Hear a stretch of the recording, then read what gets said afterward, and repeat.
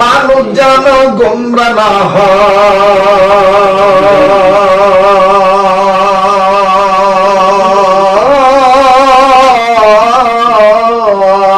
মানুষ যেন গোমরা না হয়, তার উপরে হেড়া গুহায় নাজিল করলেন কোরআনুল কারীম।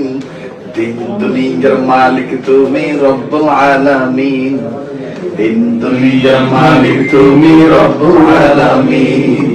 মানবতার কল্যাণেতে হাদিয়া দিলেন রাহমাতুল লিল আলামিন, রাহমাতুল লিল আলামিন, রাহমাতুল লিল আলামিন।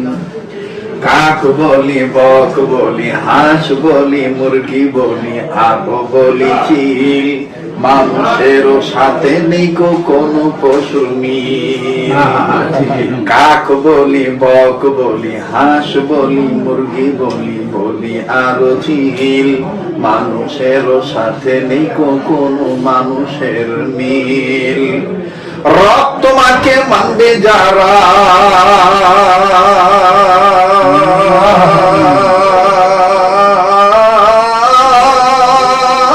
রব তোমাকে মানবে যারা, তারা হবে জান্নাতে দাখিল।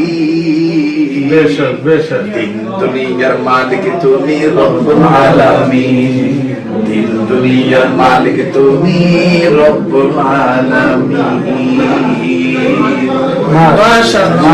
এই যে অল্প সময়ের ভিতরে আপনি দেখছেন ক্যামেরাম্যানটা কিন্তু খুব হয়ে গেছেন, অল্প সময়ের ভিতরে কিন্তু দেখেন উত্তেজিত করে ফেলছে। খানার পরে যেরকম উত্তেজিত হবে এটা আমরা আশা করি।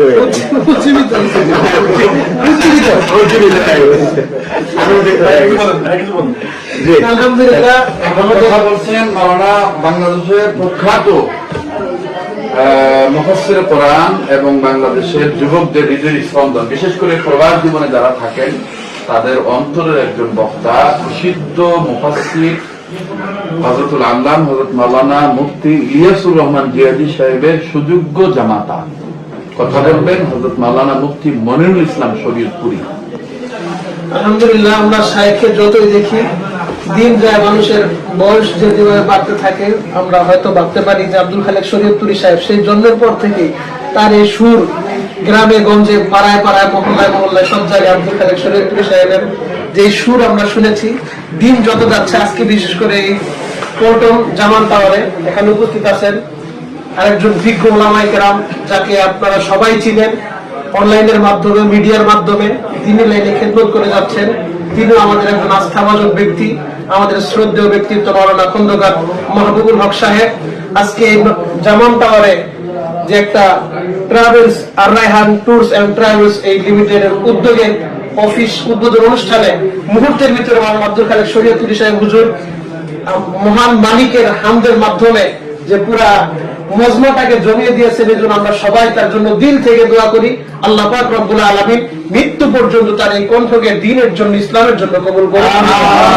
হায়াতের ভিতরে আল্লাহ পাক রব্বুল আলামিন বরকত দান করুন, দ্বীনি খেদমতগুলো আরো বেশি বেশি আঞ্জাম দিতে পারে আল্লাহ পাক রব্বুল আলামিন কবুল করুন।